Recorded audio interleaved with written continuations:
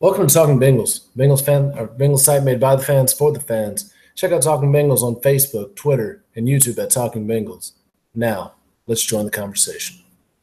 Hello and welcome to Talking Bengals. I know we've taken a hiatus the last couple of weeks due to illness, but we are back and in full effect. Nick, how you doing? I'm doing all right, Casey. How about yourself? Well, now that I can talk somewhat better and I'm not coughing every other word, I think I'm doing pretty good and, get to discuss the Bengals victory, which I know is going to look like to our followers out there that we only talk when the Bengals win, which I don't know. That's a good philosophy in my opinion, puts us in a nice, happy mood. So, Nick, anything great going on with you? Just waiting to see if this baby's going to be a boy or a girl. It's the anticipation. 2 boys or a boy and a girl. I don't know. I have 3 girls, so if you had another boy, then you keep all the boys, I'll keep all the girls, I guess. But let's get into some football here. So the Bengals finally get a win after this long road trip that has just been abysmal. They finished up the last game in Denver where they haven't won since the 70s.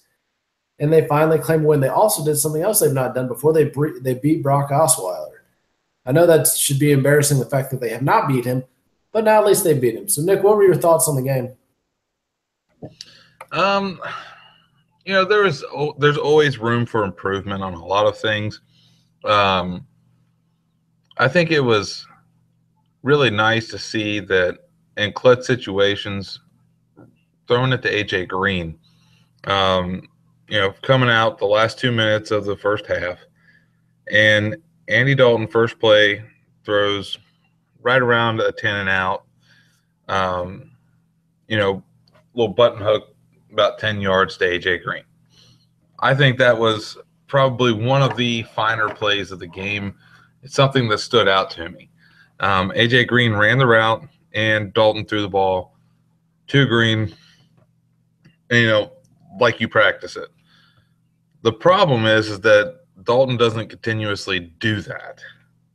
I think that's where the problem lies with our passing game, is that Dalton's not continuously throwing the ball like he would in practice. I think that they started giving the ball a lot more to Mixon, so I think that was a very good idea. I saw that they just left Mixon in and just give him carries, let him play.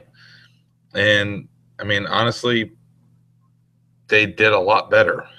Drake Kirkpatrick doing the little fumble around the 5-yard line on the pick. Should have had a pick 6, but I think the Mile High Stadium got to him. Casey, what do you got? I think overall the game, like I said, there's room for improvement. This team is not, the great team of 2015 or anything, but they played pretty well. They played well enough to win. I guess that's the big deal. The defense having nervous there at the beginning when they let them drive down, but intercepting the ball and running back 102 yards to be tackled on the half-yard line because you fumbled, like you said, not a bad way to end their rally. And the defense was coming up with turnovers. Anytime the Bengals, or really any team in the NFL, successful, the defense has to come up with takeaways. You got to block kicks, which they did. You got to cause fumbles, which they did. You got to intercept the passes, which they did. And you have to be able to make those clutch plays. Don't let the other team be the one that comes up with the big play. You got to be the guy that comes up with the big play. So defense definitely put the offense in a position to win. When you're on the half-yard line, it takes you 3 times to get a touchdown. That's a little bit disheartening, but at least they got the touchdown, didn't settle for a field goal. Like I said, Andy Dalton, it was nice to see him not running for his life as much. I felt like he was able to settle down, and that's probably why he made some of those really good clutch throws. In one step and getting sacked by 5 players like he did in Tennessee and Jacksonville. So I feel like the offensive line played better. I'm not sure if, we're just saying, poor old Domatile's a little bit too old to provide much of a pass rush. But I feel like Dalton wasn't quite as rushed. He had a little bit more time, and they did a good job with misdirection plays. They almost seemed to finally figure out that, hey, this is what we can and can't do, and we need to just make it happen. It was a good pass for a touchdown to Green, almost a very similar pass to Erickson for a touchdown. So, they were figuring out what can we do to be successful, and they were executing. That's exactly what the Bengals are going to have to do this season if they want to be successful. Another point to bring up before we go too far, talking about Mixon, wouldn't you love to see what that guy could do with an offensive line that could open a hole for him? Honestly, every time he's running the ball, it is every effort that he gets and every yard that he makes is because he is just trying so hard. You look at those replays, there's like a half inch of daylight between where the linemen are trying to make blocks for him. And he's just making something happen. So, I mean, I would just love to see what could this kid do if you actually had an offensive line that can block for him, give him a little bit of an opportunity to hit a hole, not have to create a hole or bounce it around trying to find daylight.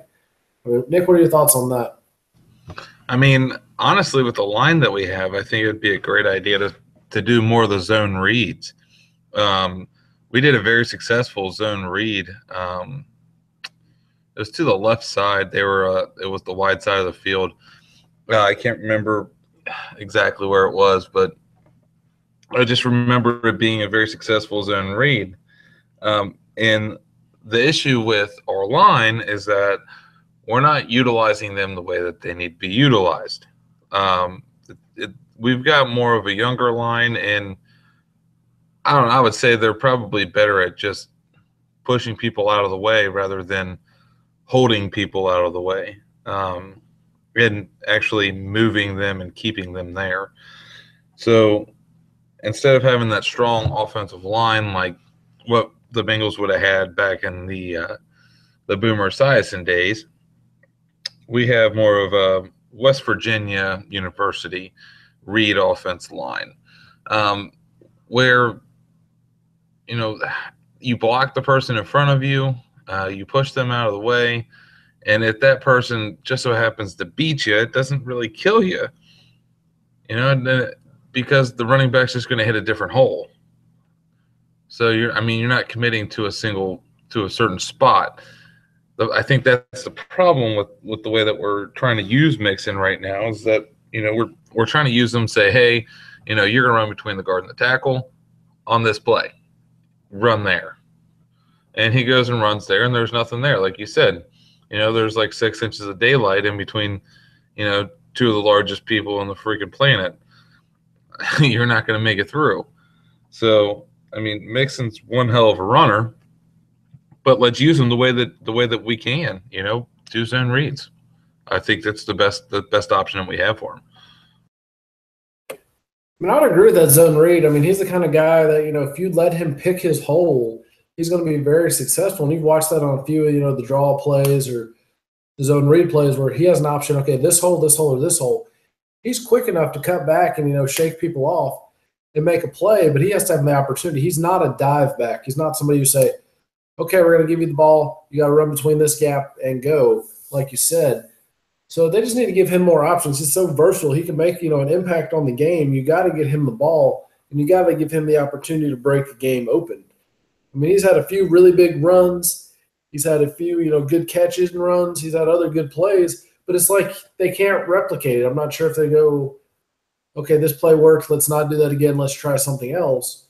But, yeah, if they just continue to feed him the ball and let him become the impact that I know he could be, that could totally change the outlook for this team. I mean, how many games now this season have been decided by less than 7 points or 7 points or less? And, it's just – Jacksonville, I guess you just call it a total fluke. When you got A.J. Green getting in a fist fight, that's just a bad game. But in Tennessee, if they could have got Mixon more involved, if Burfict would have been ejected over the most ridiculous calls I think I've ever seen, then, maybe they win that game. I know it's a what if, and I'm kind of, just pie in the sky dreaming here. But you could be looking at 5-5 instead of looking at 4-6. 4-6 is a much bigger uphill battle. But I don't know. I digress. We can get back into that a little bit later in the show.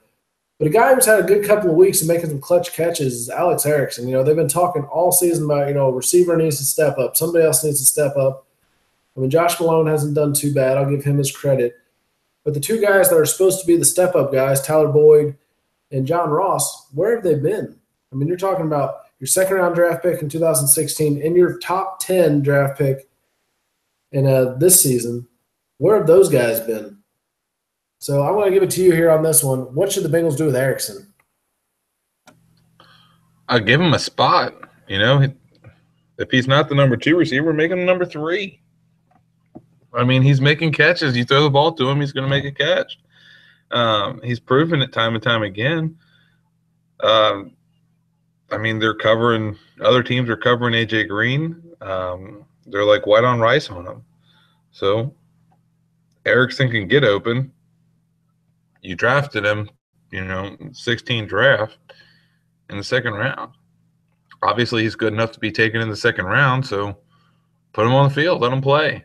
I mean, with the John Ross thing, I mean, good night. I mean, you want to draft somebody in the top 10, the first draft pick, and you're not going to play them.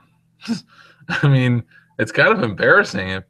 To me, you pick somebody who's one of the best draft picks that you could possibly pick in that entire draft, the entire draft class, and you don't even play him.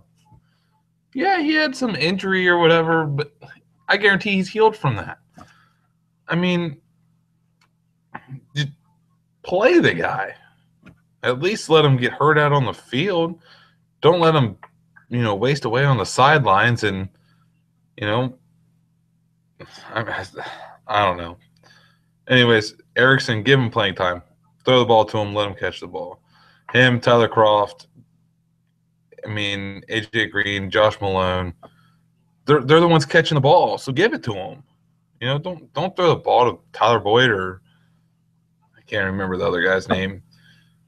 They're not catching it. So give the ball to the guys who catch the ball. Well, just one quick correction there. Erickson was not the second-round draft pick of 2016. That'd be Boyd. But Erickson's having a much better season than anybody thought he would. It was just supposed to be, a special teamer. It was just an all-around football player. He was a tough guy. But he's stepping up. He's making plays. Now, do I think, he's as good as a Danny Amendola or a Wes Welker type guy? Not quite. I wouldn't go that far. It's a little bit of a stretch at this point. But he's making plays, and that's where it starts. You got to make a name for yourself. And I can't remember off the top of my head, what round Erickson was actually drafted in or if he was an undrafted free agent. I can't remember. But he's making plays. He's making a name for himself. And, these big play guys or, these higher draft picks, if they're not doing what they need to do, why keep messing with them? Go with this younger guy or go with this other guy who's making the plays, who's stepping up, who's doing what needs to be done. And that's really all you can ask of him. So I don't know. I think Erickson, keep doing what you're doing. I could see a Malone as a number 2 because he's a little bit more of a speed threat. He's a taller guy. But, maybe a Malone as number 2 because he's been making more plays than Ross or Boyd. And then he could go with Erickson as your slot guy. I don't feel bad about that at all going forward if they continue to make plays. And, yeah, John Ross, I'm going to go ahead and just start calling that a bust. We're, week 12 now, going into the Browns week, and he's still not made an impact on the field at all. Oh, he's injured, this, that, or whatever, like you said. But you got to make a play. You were the number 9 pick overall. And when you can ask my wife about it on draft night, I was just mad, fell to the floor, no, why would you draft him? You had never heard his name before until he ran that 4.3 or whatever at the combine. And that's panned out for the Bengals how well? How many catches does he have? How many positive plays does he have? I'm waiting for somebody to answer because it's none. And the one time I remember him touching the ball, he fumbled. So, yeah, your number 9 overall draft pick has not contributed to your team whatsoever. When, there was plenty of guys that the Bengals could have gone out and drafted that could have made an impact for the team immediately. O.J. Howard was the guy I wanted to draft. He's not having a bad season down in Tampa. He's doing pretty good. So I don't understand why the Bengals went with John Ross. And maybe people won't like it, but I'm going to go ahead and call him a bust. I think he was a waste of a draft pick. And Tyler Boyd is having legal troubles, and he's still not making an impact on the team. Last year he had a few good catches, but he's not making an impact. Cody Core can't get healthy. When he is healthy, he's only a special teams threat. He's another guy. So all these receivers that are supposed to be the receivers who are going to break out this season, I'm not seeing it. Nick, you got any more thoughts on that subject? Yeah, I found 2016 Alex Erickson was a undrafted free agent. I think the Bengals got a pretty darn good deal with that, didn't they? Undrafted free agent who's performing the way that he is. That's a lot of bang for your buck, if you ask me. Oh, absolutely. So, the Bengals just got to figure out where to go from here. You're 4-6. You're definitely still in the playoff hunt, which I said says a lot about the rest of the league.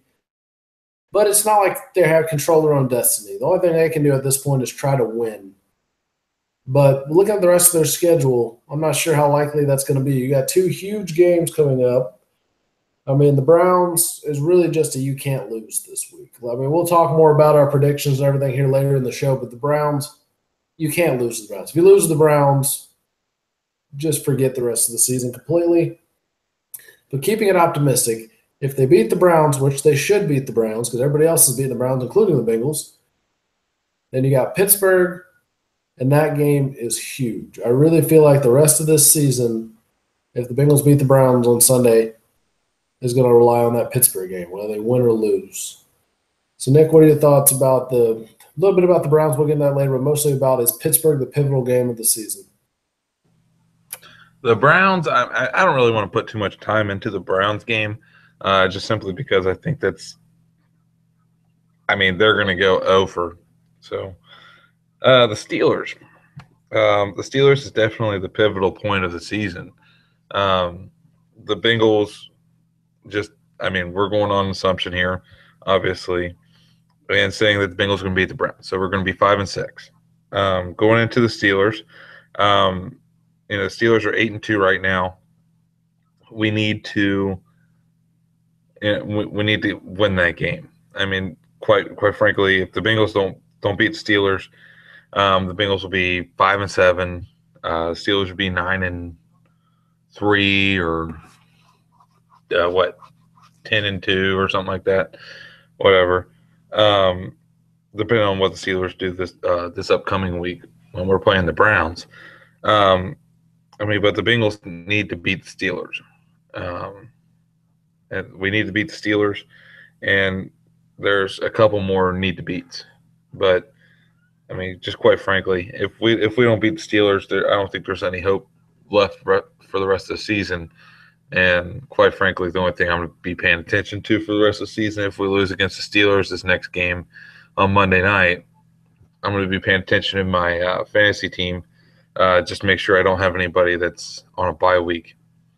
Quite frankly, my fantasy team's already screwed, but the Bengals still have a chance. They just have to beat the Steelers. Beating the Steelers is pivotal. So, we'll get into that a little bit more next week of whether they can or cannot beat the Steelers. But if you look at the playoff picture right now, you got Pittsburgh at number 1 in the AFC, the Patriots number 2, Jaguars number 3, Chiefs number 4, and then the Ravens and the Titans are the next 2 teams in for the wild card. And then after that, you got the Bills, which the Bengals have beaten, the Dolphins, the Jets, then the Bengals. So we are the 10th seeded team in the AFC right now. So what does that really mean? We're going to need all of those teams ahead of us, at least up to Baltimore, to lose out or lose enough games for us to have a better record than them. And if it comes down to, the Bills, then, we have the head-to-head over them. But like I said, the Titans, they got us if it comes down to us and the Titans having a tie record. If the Jaguars fall off and the Titans win the South, then it comes up to the Jaguars having the advantage over us. So, the Bengals' real dream scenario here is to somehow have, everybody else that's ahead of them, the Jets, the Dolphins, and the Bills completely just fall off the face of the planet here the next few weeks and give the Bengals the opportunity to where if they beat Baltimore in Week 17, they're in. That's really their biggest chance and opportunity right now would be to give us a game where if we play Baltimore or we get the opportunity to play Baltimore and win, that'd be great. But looking at the Bengals schedule we talked about earlier, you got the Browns this week, Pittsburgh the next week. Then you got Chicago. Correct me if I'm wrong on the order here, but then you got Minnesota. And then you got Detroit Christmas Eve. And then Baltimore New Year's Eve. So that's going to be, out of those games, the Bengals have to at least win, in all honesty, 5 to really stand much of a chance. If you win 5, that puts them at 9-7. There's a possibility you can make a playoff run at 8-8.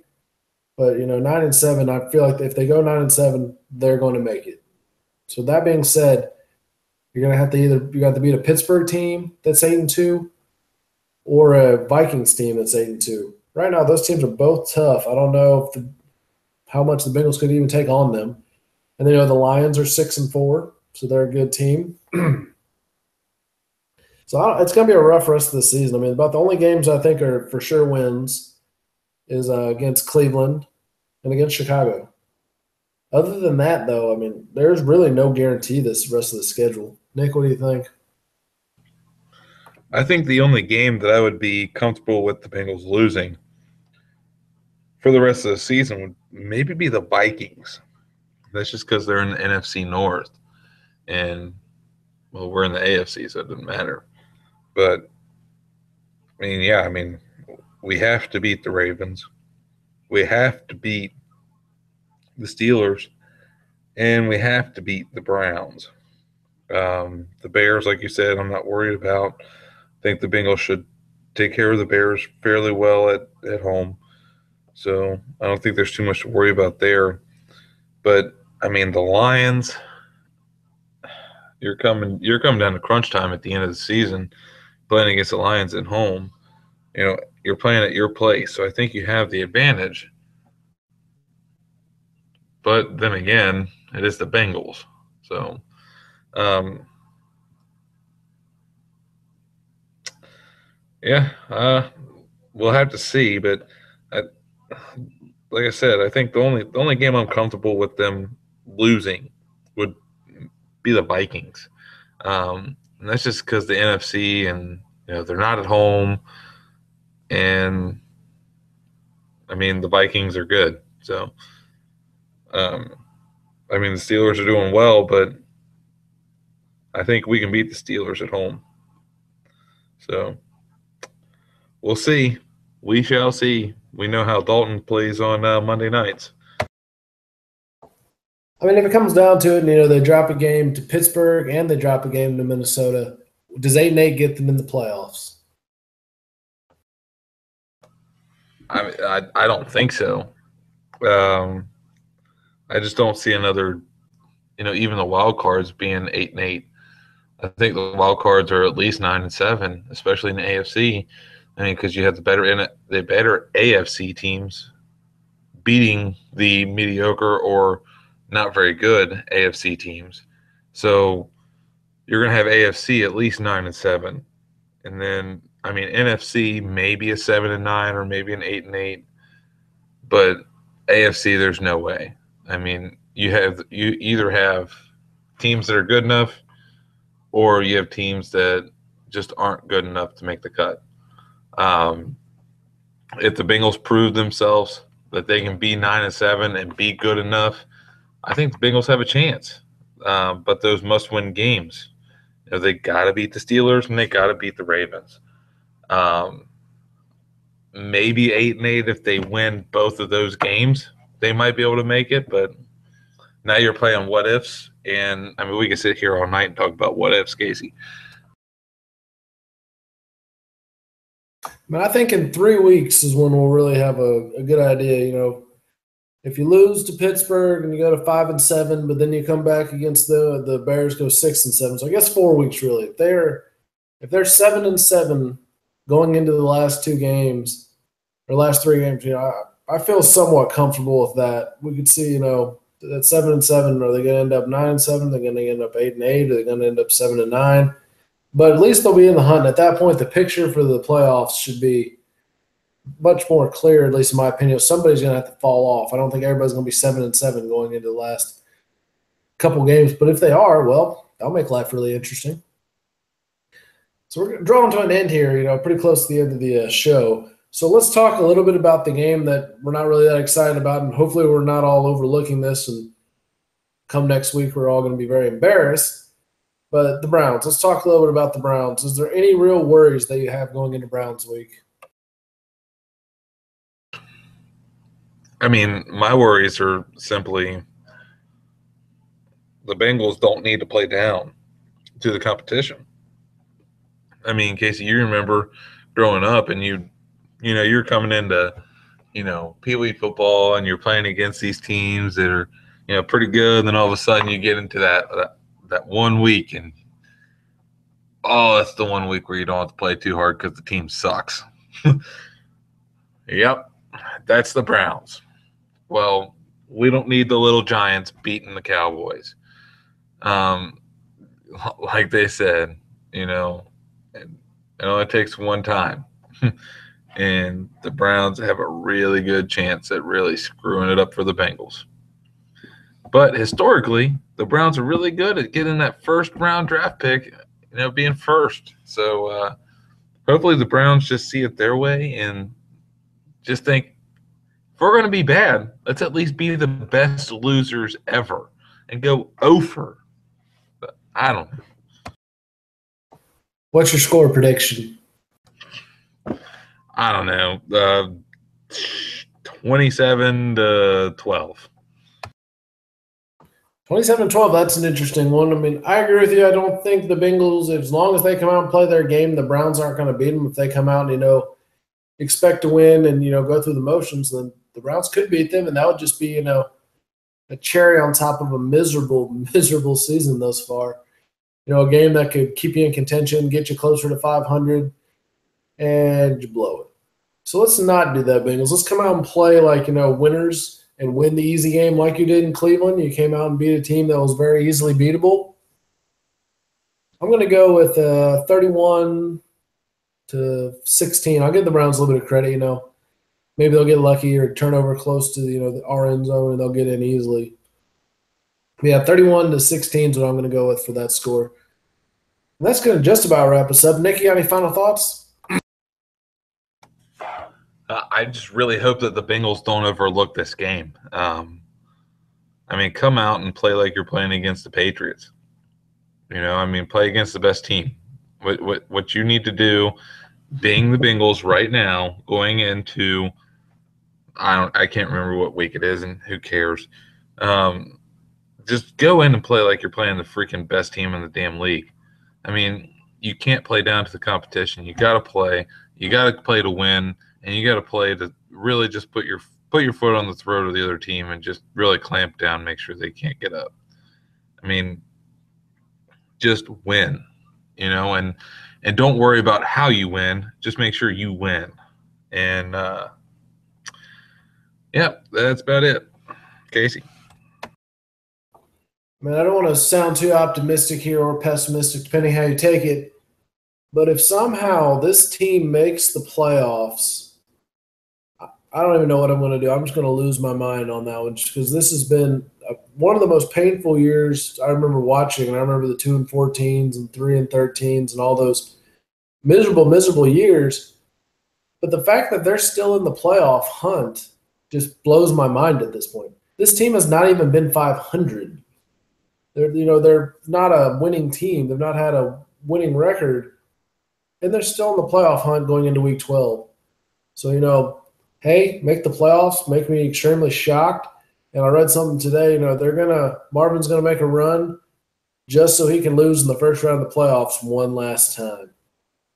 I'm hoping they do fire him, if he wins the Super Bowl, he needs to retire. But otherwise, Marvin, you need to go. I'm going to continue to say that the rest of the season. But that's going to wrap it us here on Talking Bengals. Check us out on Facebook, YouTube, and Twitter. And you can listen to the podcast on iTunes and Google Play and Buzzsprout. Everybody have a wonderful week. See you next time. Hoo-day. Hoo-day.